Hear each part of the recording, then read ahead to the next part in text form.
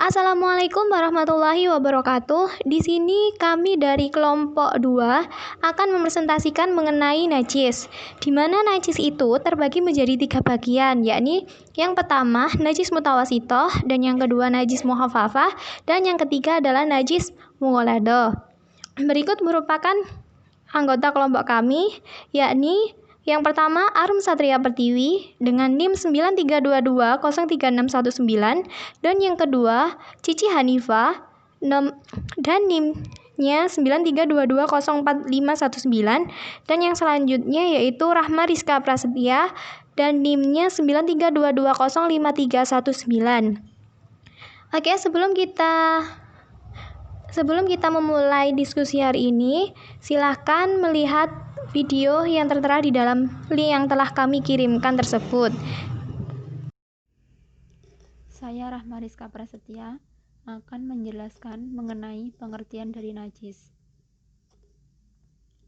Menurut bahasa, najis merupakan sesuatu yang dianggap menjijikan.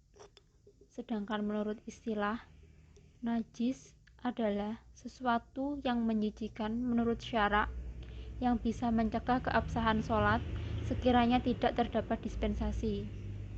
Sedangkan menurut syariat Islam, najis adalah benda yang kotor yang mencegah sahnya mengerjakan ibadah yang dituntut dalam keadaan suci, seperti sholat dan juga tawaf.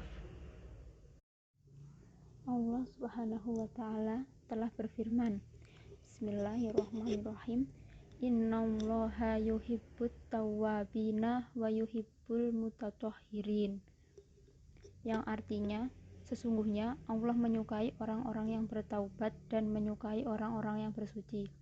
Quran Surat Al-Baqarah ayat 222. Selanjutnya adalah macam-macam najis. Yang pertama, najis mukhafafah atau najis ringan, seperti kencing bayi laki-laki yang belum makan apapun kecuali ASI. Yang kedua adalah najis mutawasitoh atau najis sedang. Yang termasuk dalam kelompok najis mutawasitoh atau najis sedang adalah bangkai, darah, nanah, kotoran manusia, dan juga hewan.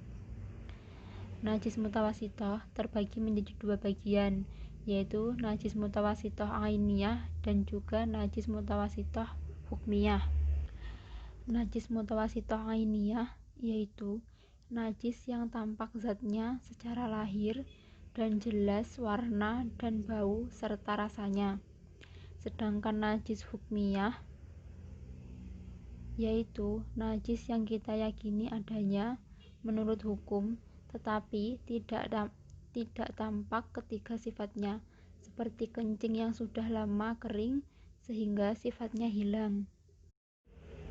Dan yang ketiga adalah najis mughaladoh atau najis berat. Yang termasuk dalam najis ini adalah anjing dan babi, termasuk babi hutan serta keturunannya atau keturunan salah satu dari keduanya. Selanjutnya, najis yang dimaafkan. Najis yang dimaafkan ialah najis yang menurut arti najis tersebut tidak usah dibersihkan atau dibasuh.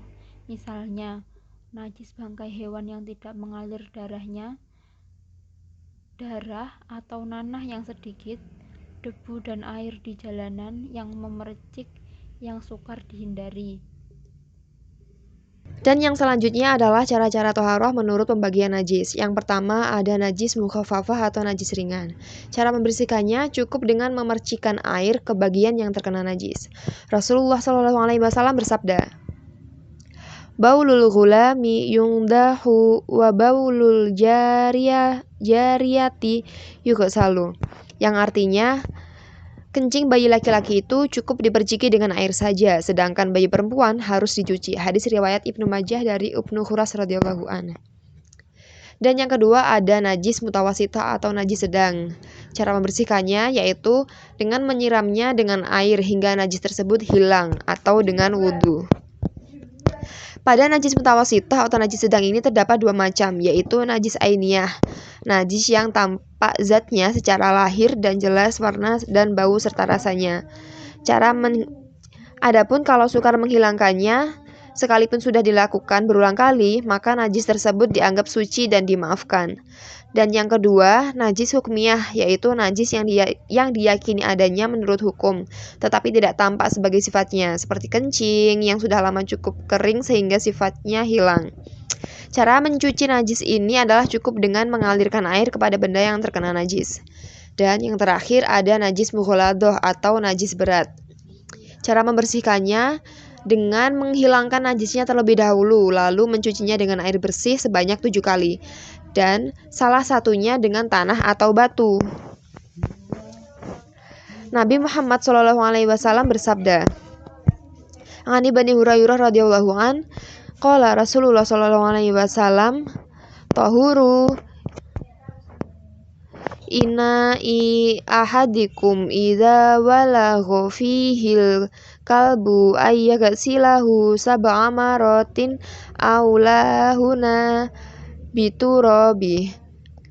Yang artinya, Abu Hurairah radhiyallahu anhu berkata, Rasulullah SAW bersabda, "Sucinya bejana seseorang di antara kamu apabila telah dijilat anjing, maka hendaklah dibasuh 7 kali, dan salah satu dari 7 itu dicampur dengan tanah."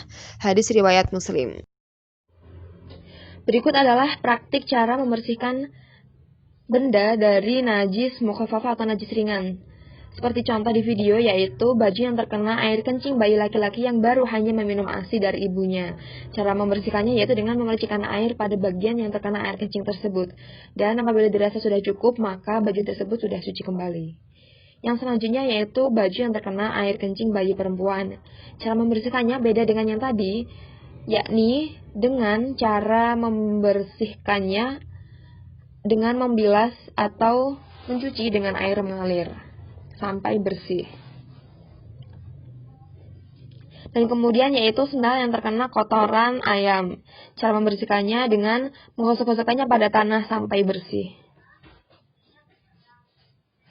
Cara membersihkan najis mutawasithah. Seperti contoh di video tadi, yakni adanya kotoran ayam yang menempel di lantai rumah saya. Nah, bagaimana cara menyingkirkan najis tersebut?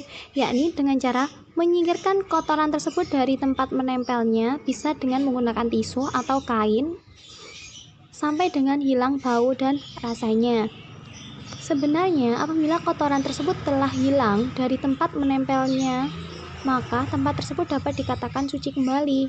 Namun, alangkah lebih baiknya tempat tersebut harus dipel kembali untuk memastikan bahwa tempat tersebut memang benar-benar suci. Nah, di mana air yang digunakan untuk mengepel ini yaitu harus air yang jumlahnya melebihi jumlah dari kadar kotoran yang menempel di dalam atau menempel di lantai tersebut. Contoh yang kedua yakni cara membersihkan najis mutawasithah atau najis yang menempel di baju.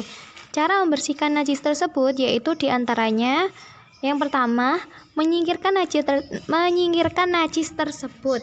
Kalian bisa menyingkirkan najis tersebut dengan menggunakan tisu, kertas, ataupun barang-barang yang lainnya. Dan seperti penjelasan yang pertama tadi bahwa apabila najis tersebut tidak menempel lagi pada tempatnya, maka tempat tersebut dapat dikatakan suci kembali. Namun alangkah lebih baiknya di baju tersebut dicuci saja untuk memastikan bahwa kotoran tersebut benar-benar hilang dari atau tidak menempel dari baju tersebut.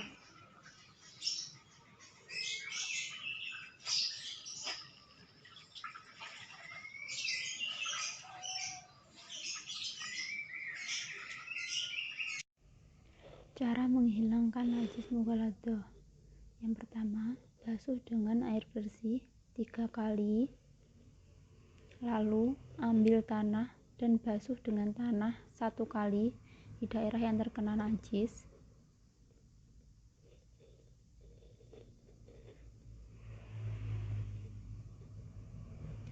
Kemudian basuh lagi dengan menggunakan air bersih sebanyak 3 kali hingga bersih dan tidak berbau dan juga berwarna Cukup sekian praktek dari saya.